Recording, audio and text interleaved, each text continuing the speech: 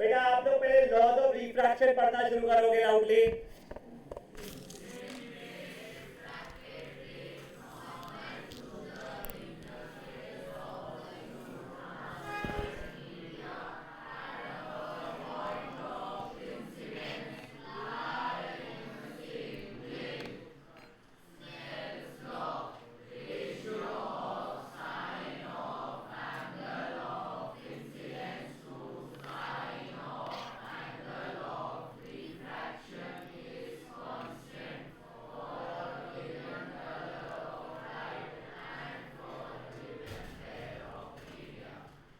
याद है? ठीक है। मैथमेटिकली क्या होता था वो? Sine i upon sine r is equal to constant. ये कांस्टेंट की वैल्यू क्या की वैल्यू आती थी? रिफ्रैक्टिव इंडेक्स थी। रिफ्रैक्टिव इंडेक्स हमें क्या था? Extent of bending of light when it is travelling from one transmit medium to another. अगर रिफ्रैक्टिव इंडेक्स की वैल्यू मोर देन 1 आती है तो रेयर टू डेंसर होता है, टूवर्ड्स नॉर्मल बेंड होता है। अगर लेस देन 1 आती है तो डेंसर से रेयर अवे फ्रॉम नॉर्मल। यहां तक ठीक है। हम लोग रिफ्रैक्टिव इंडेक्स को n से रिप्रेजेंट करते थे। NAB मतलब A से B में जा रही है, बेंडिंग की ताकत हम B की देख रहे हैं। NAB B से A में आ रही है, हम ताकत A की देख रहे हैं। करेक्ट। फॉर्मूला था VB अपॉन VA। देख लो बढ़ाएगा थ्रू। अगर ये x है ये y है, बेंड कौन कर रहा है सर? तो बेंड y कर रहा है, तो रिफ्रैक्टिव इंडेक्स हम y की देखेंगे। किसके रिस्पेक्ट में देखेंगे? x के। और फॉर्मूला क्या है? कहां से आई है अपॉन कहां को जाएगी। ऐसा यूनिट क्या होता है इसका? कुछ भी नहीं। अगर n w की वैल्यू 1.33 लिखी है, इसका मतलब क्या होता था? Speed of light in air is 1.33 times speed of light in w है। यहाँ पे वाटर था, यहाँ पे ठीक है। अगर किसी के रिस्पेक्ट में नहीं लिखा गया है, मतलब किसके रिस्पेक्ट में निकाल रहा हूं मैं? एयर या वैक्यूम। वैसे एयर या वैक्यूम में स्पीड ऑफ लाइट कितनी होती है हमारी? 3 × 10⁸ मीटर पर सेकेंड। ये खुद बातें थी। इस चीज को हम बोलते थे एब्सोल्यूट रिफ्रैक्टिव इंडेक्स। उसका डेफिनेशन होता है ratio speed of light in air to speed of light in the given medium. ठीक है, यहां तक है। जैसे जैसे रिफ्रैक्टिव इंडेक्स बढ़ेगा बेंडिंग बढ़ेगी, बट क्या घटेगा? स्पीड घटेगा।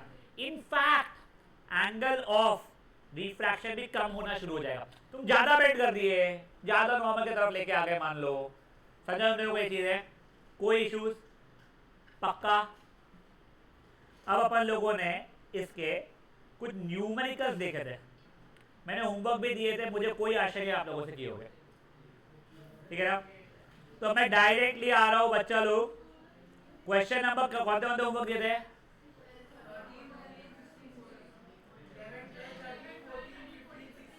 ठीक है। अब मैं डायरेक्टली 17 पे पहले आ रहा हूं।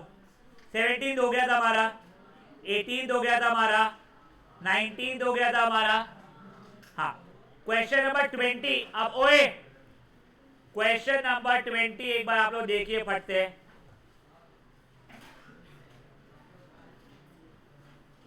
इसमें ना एक इशू बता दे रहा हूं मैं आप लोगों को, उसने एरो नहीं बनाया हुआ है। ये एरोज आप लोग ऐसे रखिए, ठीक है? मेरे को पहले एंगल ऑफ इंसिडेंस बताइए कितना हो रहा है?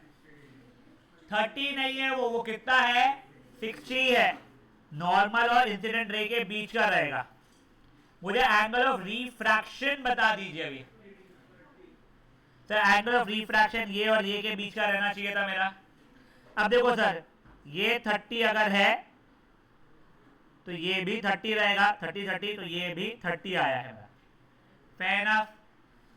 अब एक है जाओ वापस से देखो, क्योंकि अगर ये 30 है तो ये वर्टिकल ये पोजीशन का 30 हो गया, ये 30 ये 30 ये 30 बन गया 90 के कारण पूरे पूरे। कोई इशू किसी को भी? अब सुनो, जैसे ये आ गया 60 और 30 मेरा, मेजर 99% बच्चों के लिए क्लास में ये क्वेश्चन यहाँ खत्म हो गया। Now I am only talking to the students जिन लोगों ने ट्रिग्नोमेट्री में था स्टार्टिंग में अटेंड किया था। आइडेंटिटी की बात नहीं कर रहा हूँ, वो स्टैंडर्ड एंगल वाला बात किया था। ठीक है, तुम्हारा याद है रिफ्रैक्टिव इंडेक्स का स्नेल्स लॉ से फॉर्मूला क्या था? Sine i upon sine r. Sine i था 60, साइन आर है मेरा 30, साइन 60 की वैल्यू याद है √3/2 होती थी, साइन 30 की वैल्यू याद है 1/2 होती थी, सैंडविच रूल लगाऊंगा √3 और वो कट जाएगा बेटा, 2 और 2 कट जाएगा, मेरा आंसर सिर्फ और सिर्फ √3 बचेगा। समझा ये चीज क्या हुआ है? पक्का? बचे हुए जो बच्चे हैं अभी के लिए थर्ड सब पार्ट नहीं करेंगे, सिर्फ और सिर्फ फर्स्ट और सेकंड सब पार्ट करेंगे। इसका खुद के लिए डायग्राम बनाओ, उसमें एंगल्स को मार्क करो, ठीक है? हो सकता है आपको स्क्रीन पे क्लियरली नहीं दिख रहा हो जो लिखा हुआ है, प्लीज अपनी बुक्स में देखो और करो उसको।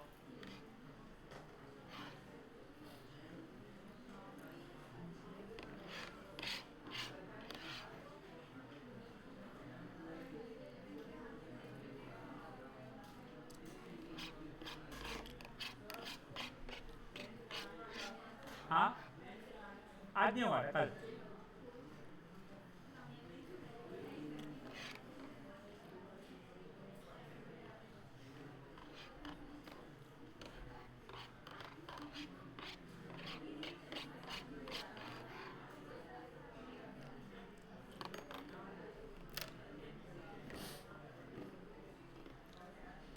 बचे हुए जिनको आता है ट्रिग्नोमेट्री वो लोग कर लेंगे वो थर्ड सब पार्ट, प्लीज।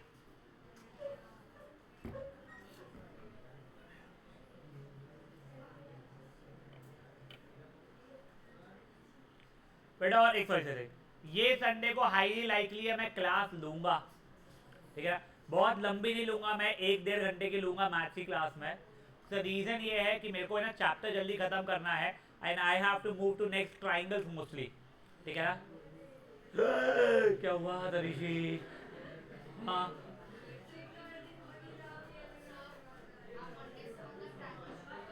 नहीं नहीं बहुत टाइम है, बहुत टाइम है ट्राइंगल के बाद।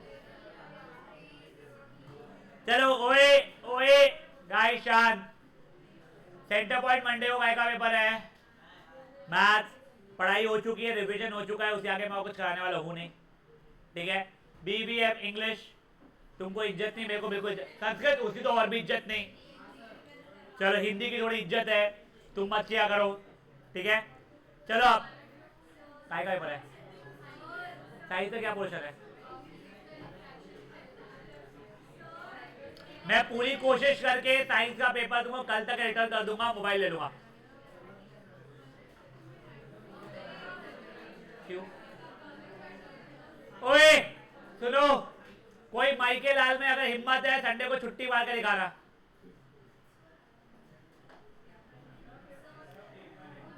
क्या आपको कुछ बोल रही थी क्या? हाँ। क्या हुए थे? चलो बढ़े आगे। हाँ तेरे के साथ है, कहाँ से साइंस 60 की वैल्यू? हाँ साइंस 60 की वैल्यू कैसे बताते हो खुद से? अच्छा हाँ क्या tan 60 की वैल्यू बता। ओए अब शांत शांत, अब बढ़ रहे हैं बेटा अपन लोग आगे। बेटा क्वेश्चन नंबर 21 पढ़ेंगे प्लीज। ये क्वेश्चन बहुत अच्छा है, ये ओसवाल से उठाया बेटा मैंने, बोस्ट्री कल मिल जाएगा। अब देखो तुमको 3 मीडियम का ये दिया गया है, बचाओ क्वेश्चन एक बार छोड़ो। मेरा सिंपलेस्ट क्वेश्चन ये है, यहां पे रेयरेस्ट मीडियम कौन सा है? ए बी या सी? डेंसा सबसे डेंसर है, डेंसेस्ट बी। बी जिसमें सबसे ज्यादा रहती है रिफ्रैक्टिव इंडेक्स, वहां पे स्पीड कम रहती है, ठीक है ना? अब पहला क्वेश्चन क्या है? Ray starting from A to B, अभी के लिए एक सेकंड क्या बेटा मुझे बताओ, ए से बी मतलब रेयर से डेंसर की डेंसर से रेयर हो रहा है?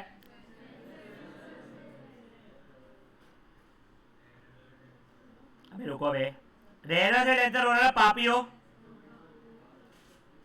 रेयर टू डेंसर हो रहा है। फिर आगे क्या है? B to C, B to C मतलब क्या हो रहा है? In which of the two cases the reflected ray है?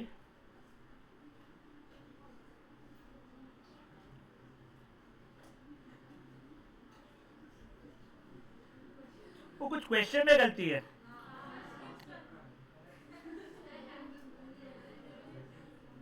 बेटा उसको काट के लिख दो, bending towards normal.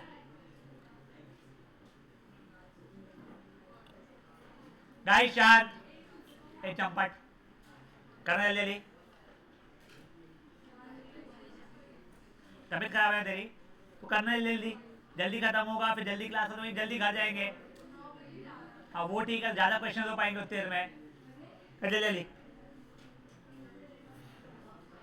Manali mobile निकाल, क्वेश्चन नंबर लिख, रिफ्रैक्टिव इंडेक्स क्वेश्चन नंबर 21 सब पार्ट 1 रॉन्ग। रॉन्ग और आगे करेक्ट, मेरे को समझ जाएगी इतनी इंग्लिश तेरी। In which of the two cases the refracted ray is bending towards normal? ओए please Shanti, guys please Shanti. Answer क्या हो जाएगा, कौन से केस में हो रहा है? A to B में हो रहा है। In which case speed of light is increasing, मतलब डेंसर से रेयर। कौन सा हो रहा है वो? समझिए बातें क्या हुई है, पक्का। अब लास्ट क्वेश्चन, ये क्वेश्चन का डायग्राम नेक्स्ट पेज पे दिया हुआ है, भाई खत्म करो। In the given figure below, ray light travels from air to a semicircle, circular plastic block, ठीक है।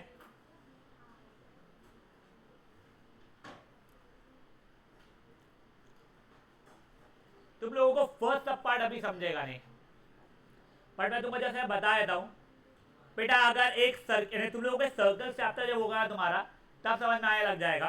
पर एक बार समझ लो, एक बार एक सर्कल में अगर एक लाइट ऐसी आ रही सज्जा टूवर्ड्स सेंटर जा रही है उस सर्कल के, ठीक है, तो उस समय पे उसमें कोई बेंडिंग नहीं होती है, ये चीज ध्यान रखो, ठीक है ना, क्योंकि उसका एंगल ऑफ इंसिडेंस तब 0 हो जाता है।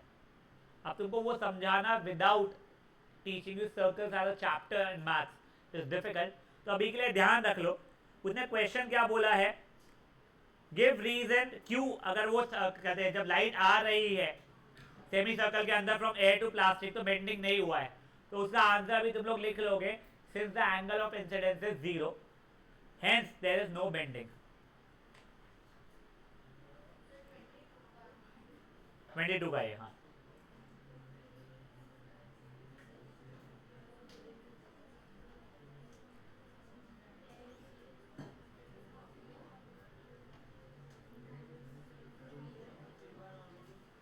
Since the angle of incidence is 0, hence there will be no bending.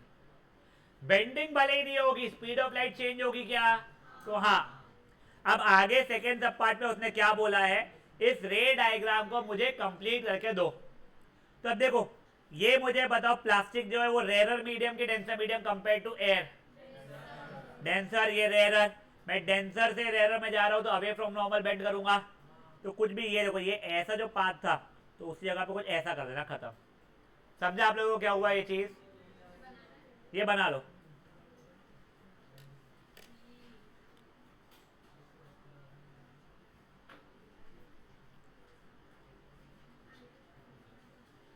मैंने पूरी कोशिश करके जितने क्वेश्चन दिखे थे वैरायटी के वो सब डाले।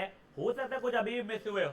अगर आपको स्कूल में कोई वर्कशीट मिलती है प्लीज मुझसे शेयर करना, तो दैट आप लोगों को इसके नीचे में वो लिखवा भी लूंगा फिर।